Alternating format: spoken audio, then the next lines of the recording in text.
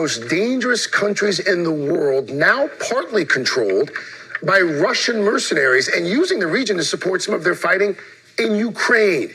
NBC's chief foreign correspondent, Richard Engel, has this exclusive story for us. Richard, good morning to you. Good morning, Craig. We talk a lot these days about Russian mercenaries from the Wagner Group. They are leading some of the fighting in Ukraine, but that is not where they make their money. They do that in Africa, especially in the Central African Republic, where they are exploiting the mineral wealth of some of the world's poorest people. The Central African Republic is a failed state, torn apart by civil war.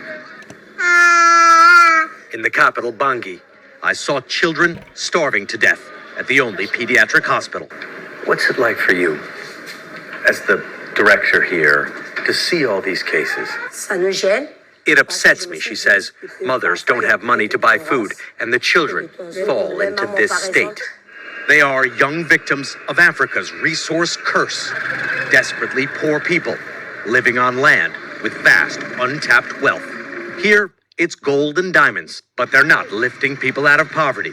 Much of the riches are now flowing to Russian mercenaries from the Wagner Group. Russia's private army, known for its brutality in Ukraine. Wagner is led by Yevgeny Prigozhin, President Putin's former caterer turned commander. In Ukraine, Wagner fights for the Kremlin. It makes its money here. According to two Western diplomats, Wagner extracts $500 million a year from this country in gold, rare timber, and blood diamonds.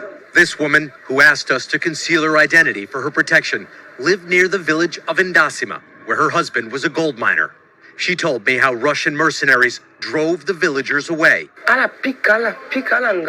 They were beating people, whipping people, and chasing them away. When her husband and 7 others refused to leave, they were executed. What do you think the Russians wanted? Gold? You think it's as simple as that? Yes, they came for our wealth and for our gold. Today, my children don't have a father. They don't have anything at all. Working with the research group The Century, NBC News reviewed more than a dozen allegations of Wagner violence, including at Indasima. This was Indasima in 2019, before the Russian takeover. An image taken this month shows the mine has expanded dramatically, now capable of generating untraceable profits. Wagner was invited into the Central African Republic by the government to help crush a rebellion. The government quickly became dependent on Russian support. Wagner even provides the personal security for the president. Mr. President, it's a real pleasure. Richard Engel, thank you very much. Thank you very much. What do you say about reports that allege that the Russian forces who you brought in to help secure this country have committed abuses? Listen, we are a responsible government, and there are laws in this country. We have set up a commission of inquiry to see if the facts reported in these reports are true.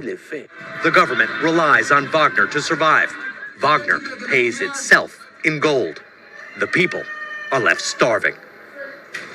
We reached out to Prigozhin, and he responded with a voice note, calling our questions provocative and saying in part, quote, "You've received enough information. If by asking these questions you intended just to spit at me, then I suggest you come closer. And after that, try to figure out if it's your throat in my hands or someone else's."